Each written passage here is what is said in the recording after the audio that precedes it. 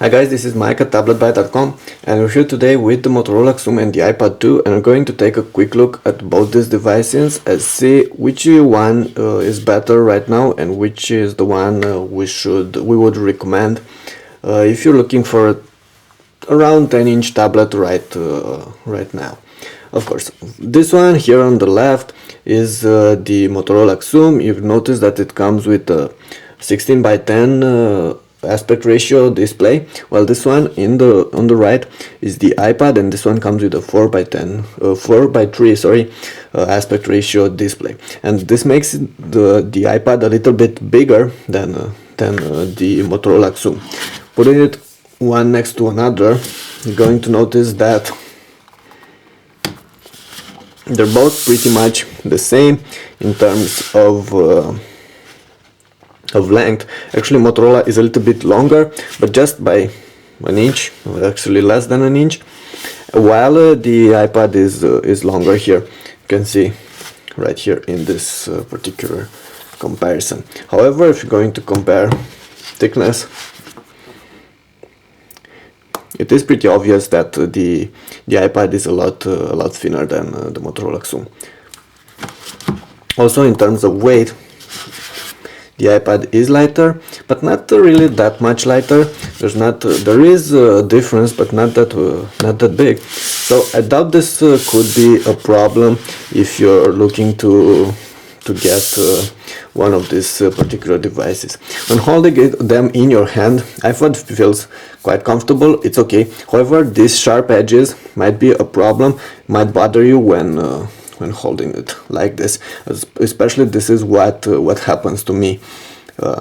If you're going to play with it for a longer time, I suggest you get a case, because these sharp edges will not be very comfortable.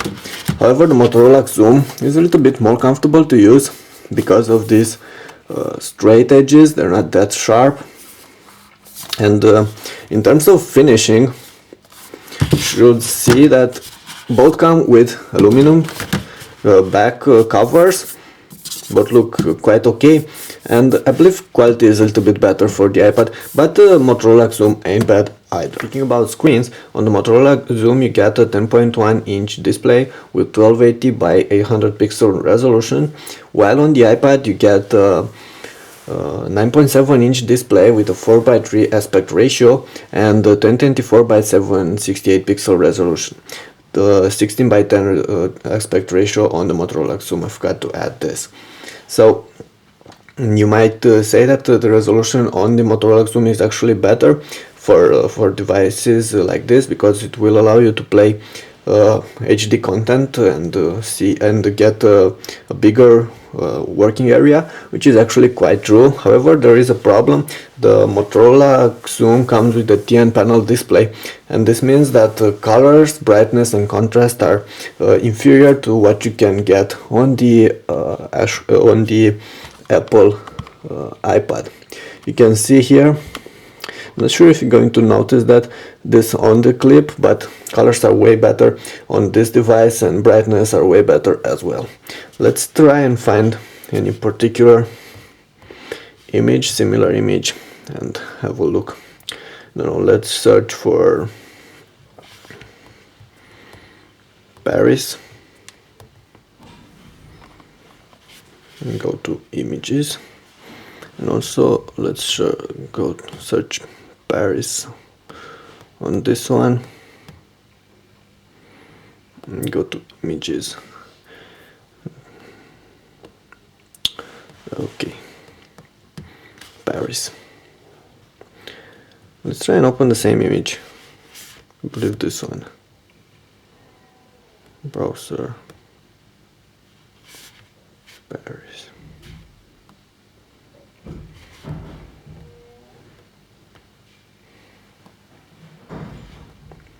Of course, both images are zoomed in here, but you can see that colors are way better on this particular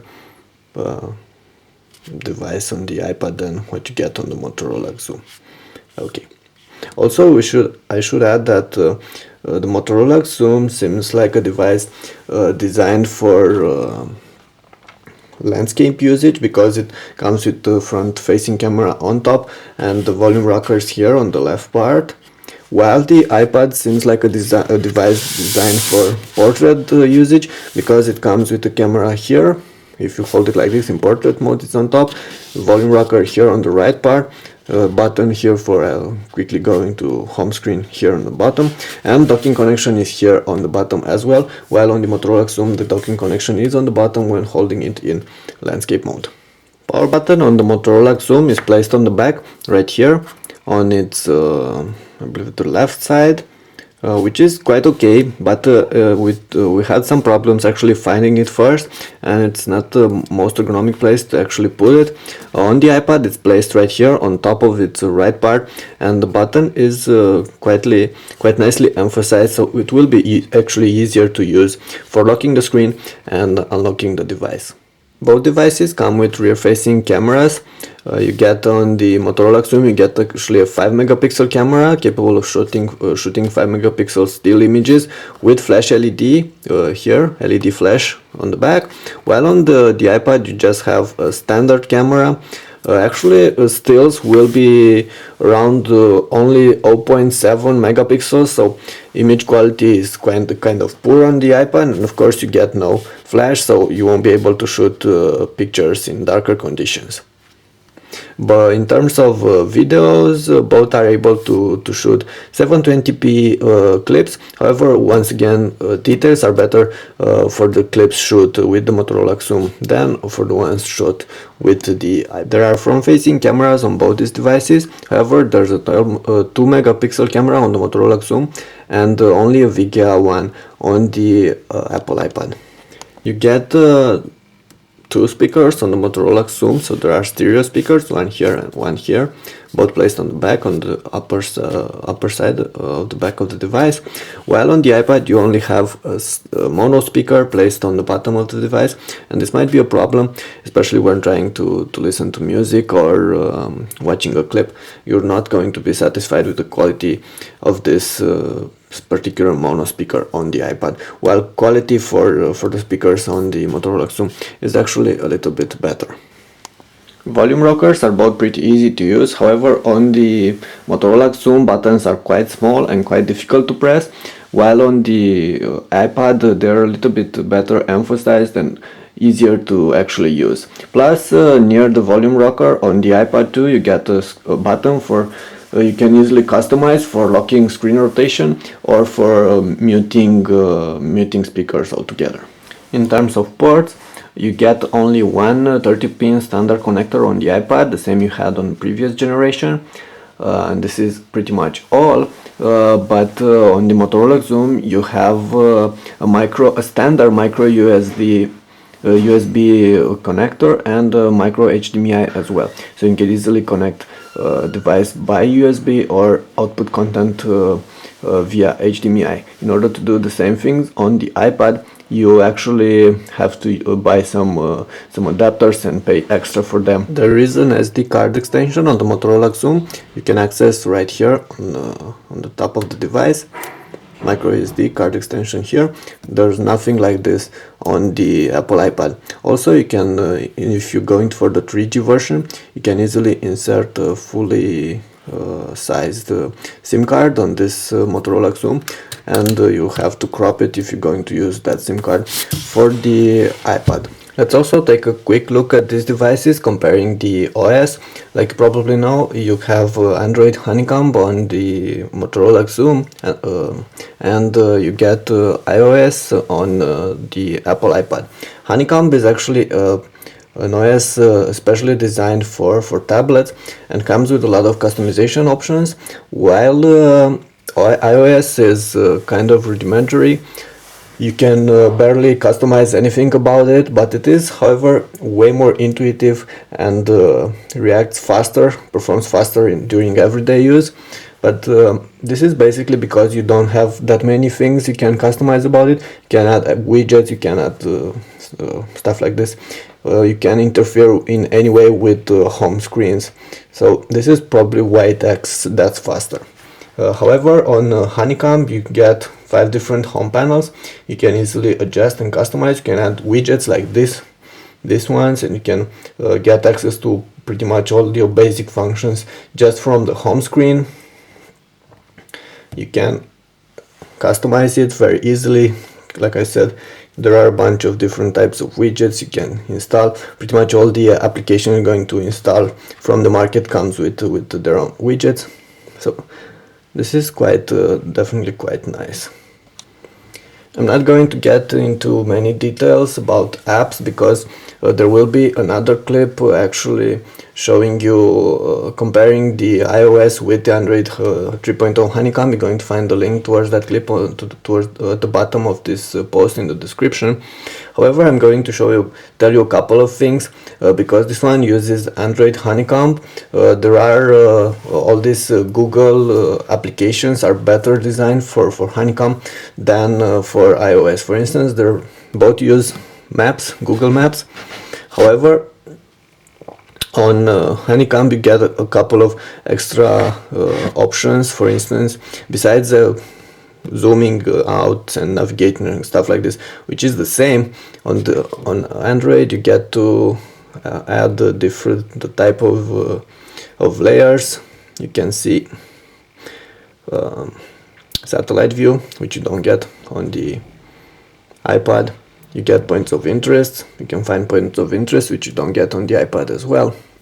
And these are just some of the things that are different on the Maps application for Honeycomb. And pretty much the same thing is available for YouTube and for Gmail and for contacts and pretty much all the other applications you're going to use and are developed by Google. And for me this is a big problem because I tend to use all these applications designed by Google a lot, and I try to use them on my iPad. That was not really possible. Now, both have access to their own Android markets and their own markets, Android markets and iTunes for the iPad. You get a lot more options on the iPad. You get way more applications than you get for Android tablets, but I believe this problem will be solved in time. Also, there are some things that you have to pay for on the iPad and you don't have to pay for on the Android because they are free. I should also tell you a couple of things about the browser. Definitely I like more the browser on Android because it comes with tabbing navigations. You can add tabs like on your everyday computer.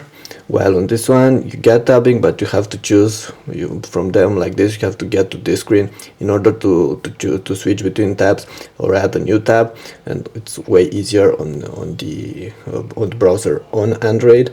Also, Android browser on Android supports Flash content, while this one doesn't, and will especially for clips. Let's say you're going to play, you start to want to play some clips in browser, you're going to be able to do that on the iPad as well if the service actually uses HTML5 embedded clips. For instance, you can play on both of these clips from YouTube or Vimeo or stuff like this, and you can see.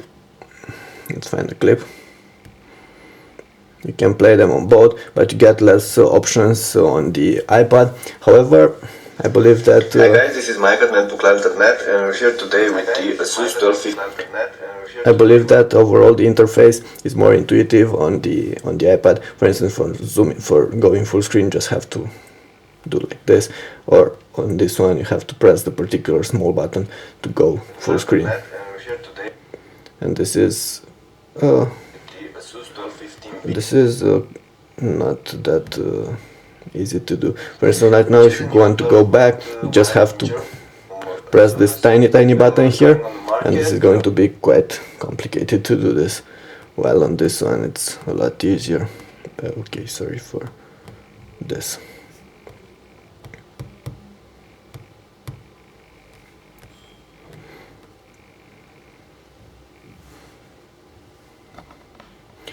Also, if you're going to try and go to sites that use Flash, this is not going to be able. You're not going to be able to do that on the iPad. For instance, let's go on Honda. This is something one of my readers told me that they couldn't go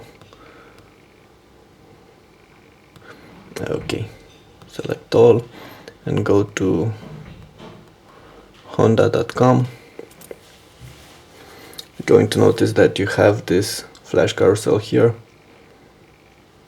which is playing on Android. Well, this one is just a static image, nothing actually going on, because this one does not support flash, while this one does support flash.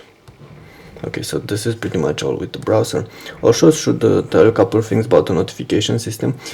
Like probably know, you get this smart notification system on the Android Honeycomb. You're going to find all these things that will happen on your device on the lower right corner, and you can easily start music from here while on different application. There's something you can't do on the iPad. For instance, let's say we're playing this clip. Let's turn it. Okay, we're playing this clip, and then we're on Maps, and we just want to stop the clip. It's quite complicated because you have to double click this one and go on the previous application.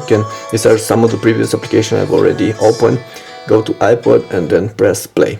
While on this one, for instance, okay, back.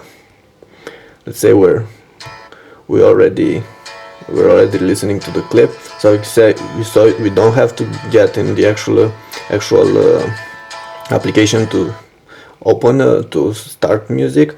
Just have this widget on home, just play it, and while on Maps you can easily switch it off by accessing the notification panel here and press pause. And this is pretty much it. So way faster on the Android Honeycomb tablet. Let's also take a quick look at the cameras on these devices. On here you have the Xoom, like I said, and the iPad on the right, and you'll notice, you might think that quality is better on the iPad because colors are brighter, but that's not really the case. Video quality is overall better on the Motorola Xoom, especially because this one comes with a 5 megapixel camera and this one comes with an 0.7 megapixel camera on the back. Right now we're using the front cameras, 2 megapixel on this one, VGA on that one. So details are a lot better on this one, plus you get some extra options. You can add color effect, and you can adjust white balance and stuff like this. Here are your settings, while on this one you have pretty much no options at all, and this is how you can usually switch between shooting a clip and going and shooting a still picture. You can see it's faster on this one, taking the picture. But let's actually go ahead and take a quick look at the clips and photos shot with these two devices. Have go on camera. Okay. So here is the same picture I shot on the iPad and on this one.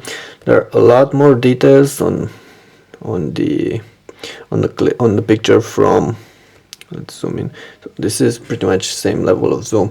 You can see that there are a lot more details on this one on Motorola Xoom, on the picture from Motorola Xoom, than on the picture from the iPad. I'm going to have to add these pictures full size on the side, so you can see this for your own.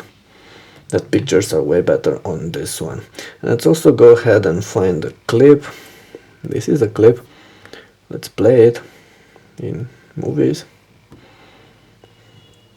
Should have a clip here as well. So this is how the clip looks. Not sure what's not playing here. Okay, I think the Android freeze again. Clips look pretty okay while on the computer, but when getting them while on the tablet, but when getting them on your computer, you'll see that there are very few details. Especially if you want to play them on a bigger display. So camera is better on the Motorola Xoom, at least when it's working. Not always working, that's Android's fault. But and of course the camera on the Xoom has flash, while the camera on that one doesn't. But overall, this one can take pictures, just not very good ones. These were just some of the things I wanted to show you about the software on both these tablets, Android Honeycomb on the Xoom and iOS on the iPad. Of course, like I said, more details will be available in a fully comparison between these two OSs. There will be a link towards the bottom of this clip in the description. I should also tell you a couple of things about battery life. Both offer pretty good battery life. 6 to 8 hours on the Motorola Xoom, 8 to 10 hours on the iPad. Both of them will be enough for a full day's work. You can go grab it in the morning and use it for the entire day, and go back in the evening and put it and charge it again for the next day. Both will be able to do this. You will be able to do this on both, actually. In terms of prices, the iPad starts at $499 for the Wi-Fi only version with 16GB of storage, while the 32GB of version goes for $599, and the Motorola Xoom right now is only available with 32GB of storage, and it goes for $599 as well, the Wi-Fi only version. Both offer 3G options as well, and like you can see, prices are fairly comparable.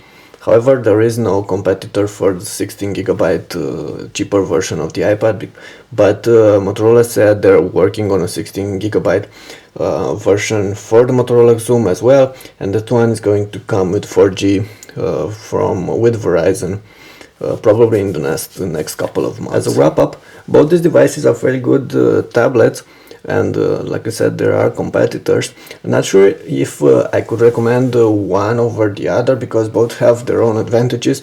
The iPad is slimmer and it's thinner as well, and it's less heavier than the Motorola Xoom, so maybe a little bit more portable, got a little bit better battery life, and the screen is definitely way superior to the one you get on the Xoom.